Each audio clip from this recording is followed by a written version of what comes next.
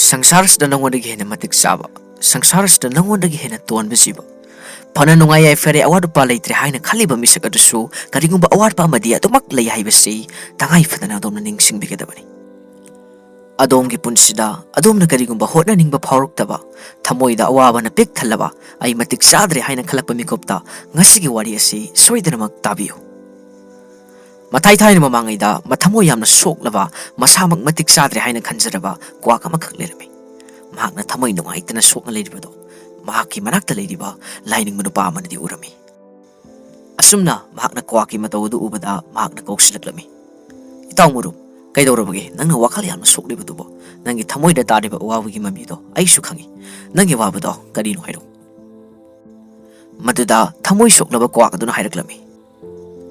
Itaw lining ba ay yamma nungaite mina ay ubaga tachi tawoina tobi karigumba sanaba maset ama thapauba thabidi aidi sakthi haiduna kaukthokpi bangaktani maramasina aigi punsi sijakhibani hena fare haina khalle masida lining munupa aduna yamna munna khallaba matungda makna hairaklami ngai khoitaw adumaini hekta hathu warib logono aigi mantra sisijinaraga nangna oibe yaribadu pamlibadu karino haibadu yengse fare nang kari pamano haibadu amtang hairo. Itaw murup adubu yarabadi aidi yaina. Itaw gi mantra aduna aigi punsi sinungainabagi damakta nganu kanga amato henbi waise. Madu tabada lining mun paaduna ai nang kanga moinaba soidana maghonarage. Adubu nang ahanbada mahaki manakta satlaga mahaki punsi du nungairiba nungaitabra haibadu amtang hangso. Aduga mafam amsida amuk halaw. Madu phawba soidana mag ngairamgani. Masdagi khudakta kwak ado kangagi manaktamna pairaklami. Kangadi somda iroiraga lerami. Asumna kanga aduda mahakna hanglami. Itaw murup nangdi sangom dong ngawi nangdi miyamna su yamna nusi nangsi sangsarasda khwaidagi nungaiba punsi marel amada soidana mak leramgani. Madu tabada kanga aduna yamna sokna mathamoidagi hairaklami. Nati itaw murup ai punsi se yamna nungaitaba punsi ni. Sangsarasda makal makha kayagi machu leiri adubu aidi lengba yadrabagum angubu machu sidagi henba yadraba aigi punsi haibado oirabani. Asumna ai karama nungai haina haigani. Asumna aina khanbada tenawadi mahaki masusu yamale mahakti makhal makha kayagi masusu mongonda yauzari maramasina mahakna sangsarasida khwaidagi nungaiba usekni haina aina khalli. Masi tabada khutakta kwak adu tenawagi manaktamna laklami. Aduga tenawada mahakna hairaklami. Itaw tenawa nangdi masusu phajai nasaksu phajai nangdi miyamna su yamna nuksi nang ngasi sangsarasida khwaidagi nungaiba usek ama soidana oiramgani haina aina khalli. Madu tabada tenawana mathamoidagi thamoi sokna hairaklami.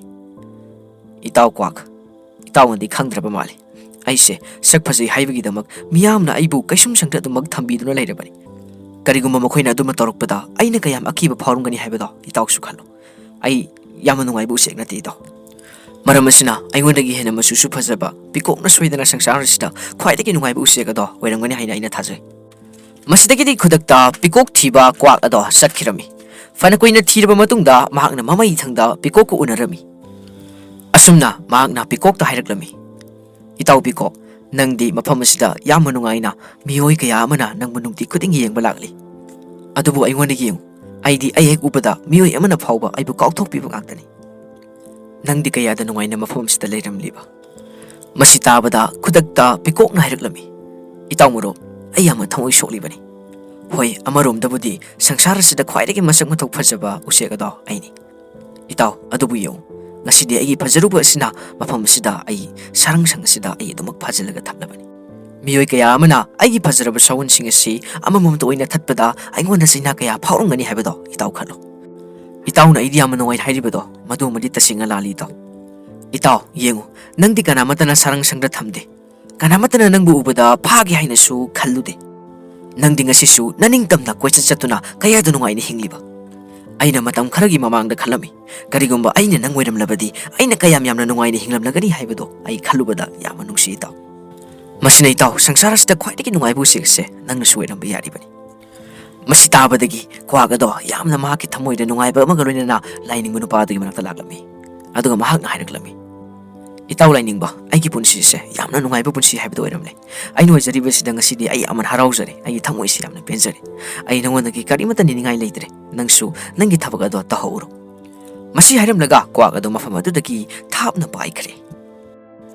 Adongi punsida adomna khalambe yai adom se matik sadre haina khalambe yai adomna miyoi kaya amaga sangdamnaraga adongi punsido nungaitana leiba haibasidi tawbigano adomna adongi punsida adomasi miyoi amaga adumak sangdamna tuna leiragadi adongi punsido nungaiba thengnaroi nungaiba fangloi masigi mahut adom isada sakhwatnaba hotnabiyu adomna leiribatuda penthokna hingba tamsi masini ngasigi ekhoi tamsinba yariba para soidna ma kaubiganu like subscribe share amamum tang khorol tambiro adomna masigi video si share tawbada adomna mangjaba leite adomna hena tungjagani haiba wakhalon si thamse haibaga atradi haiba video si kana daba suti sukki video su natti haina thamjabani ngasigi di mayamdagi kaina nabagi bidai lawjari